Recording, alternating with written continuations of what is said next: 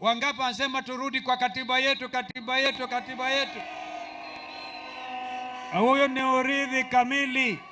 urithi kamili aliotuachia mzee Kibaki, na mimi nilikuwa mtu wa kumsaidia mzee huyo, na ndio nikaamua hapa kwa Rigiji, vile mlishikilia Kibaki, mshikilie Rigathi wa Gachagua.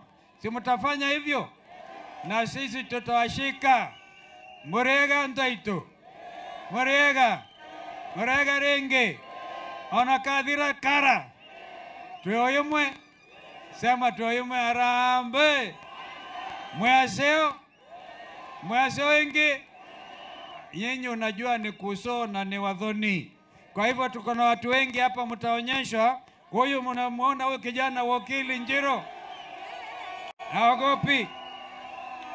Huyu ni wakili wa Gachagua, atawaonyesheni. Yaani amewashika mahali watu wamesoma kama wakili Njiro. Ile timu ya Wiper tumeshikilia Gachagua kwa vyovyote. Walitoa kumweka aibu, na sio Gachagua walikuwa wanaweka aibu, ni jamii ya Mlima Kenya yote. Kwa hivyo timu ya Wiper ikiongozwa na Mheshimiwa Robert Mbui wako hapa, Senator Maanzo ukiwa senator kule.